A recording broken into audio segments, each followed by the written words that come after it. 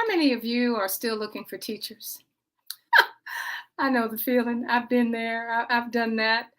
But what I want to tell you today is that don't get stuck on that there's a teacher shortage. And I said, well, you were saying, well, Dr. Polk, there is a teacher shortage. I don't care what you're saying. But how many of you feel that, you know, there is a teacher shortage? I don't care what you're saying.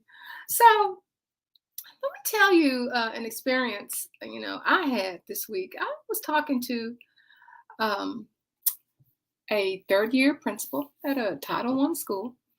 So that means if she's a third year principal at a Title I school that, she went through the pandemic, she went through all of the traumas associated with the pandemic, and she says she has all of her positions filled, and they're all certified teachers.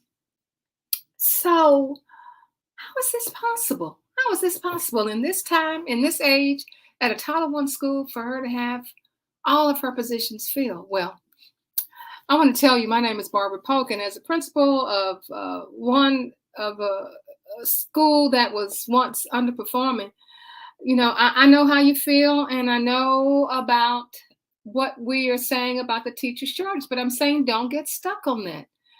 And what I'm going to be talking about today is I'm going to give you some ways for you to consider that you can use to just turn that around. If you are in an underperforming school or a school that is in need of improvement and people are expecting you to turn the school around, well, you can't turn the school around if you don't have the teachers that you need in place. And everybody knows that. But nobody's telling you what you need to do. So I'm going to tell you what you need to do quickly, 3 little quick tips that's going to help you to redirect your thinking about this teacher shortage and how to help you get those teachers in place. Your teachers, the people in your building, they have to all have the same beliefs and the same assumptions. So, that means that when children enter your building or when teachers enter your building, they have to have the same beliefs. They have to all understand that this is a safe place, that this is a place that failure is not an option, and it's not just something that's just talked about, but it's something that is done. Teachers will go the extra mile. The principal will not take no for an answer when it comes to making sure that students get everything they can. You believe that 100% of your students can learn, must learn, and will learn. You have to have that same belief and those assumptions in place at your school. Now, does this take time? Yes, it does. It absolutely takes time. And was that same belief and those assumptions in the school when you were assigned to the school? Maybe yes, maybe no. Because some of us, we go into those schools where we're so high and mighty, we want to change everything that's in place. And sometimes you need to slow down and you need to see, even though the place was a mess when you got there, there are still some good things that was going on at that school. You're just going to have to take your time, find out, what is good and what can be added to that was good, so that you can have everybody to have the same beliefs and assumptions about your school. You want people in your school to believe that if there is some way that may be a little non-traditional that's going to help your students to succeed, then that's your beliefs and your assumptions. And believe me, those teachers will go and tell other teachers that when we hit a brick wall and we bring something to our principal or to the leadership team, they sit and they listen to us.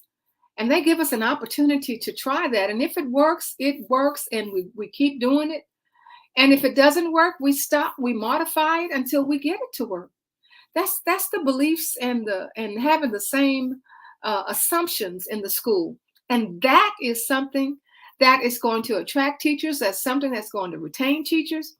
And then you will find that you're going to be one of those schools where people will start looking you up. You don't have to look for them, they'll be looking for you, because the word is out that your faculty and staff, they have the same beliefs and they have the same assumptions.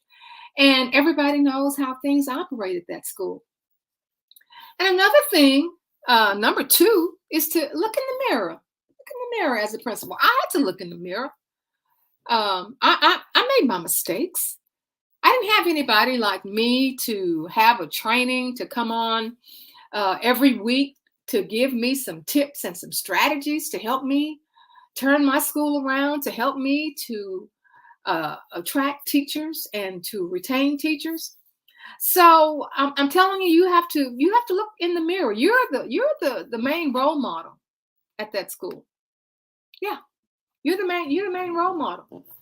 And however you act, that's how your faculty is going to act. The way you react to things, your energy, all of that influences your school. It influences your culture. So you say, well, we want a school where teachers collaborate. Well, you need to ask for advice yourself and ask for that advice early if that's what you want. So that means you're going to have to emulate that. You're going to have to show that I want collaboration myself. And when I show that I want collaboration, then my teachers will do the same thing. So if you want to hold students to high standards, then you're going to have to show that in the things that you do. And that's going to reaffirm their beliefs. And the teachers will see that, the students will see that. But you have to look in the mirror to make that happen.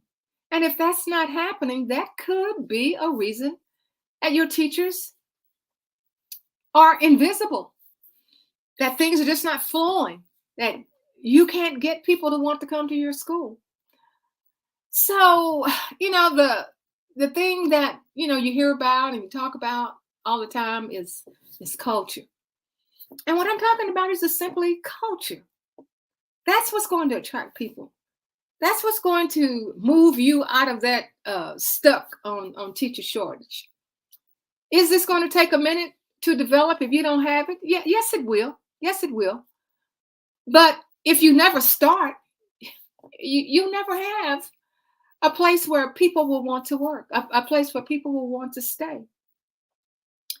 So you as the administrator and the teachers, when it is time for you to get someone who say, yeah, I think I want to work at your school, then you are going to have to examine their beliefs. It could be that they want to come to your school, but you don't know how they believe. So when you're doing that hiring, when you do get that person and you do sit down with your hiring committee, with your recommending committee, look at their beliefs, look at and determine what their expectations are, and ask them questions that's going to reveal to you what their beliefs are, so that you can see if their beliefs are the ones that you believe that's going to benefit your campus. Because whatever beliefs they bring, those beliefs are going to get stronger and stronger and within your school community. And you will have to say, well, I thought she wanted to work here. I thought he wanted to work here. But principals, you have to find out just what they believe before you make that recommendation for them to be hired on your campus. So what I'm saying to you is that don't get stuck on the teacher shortage.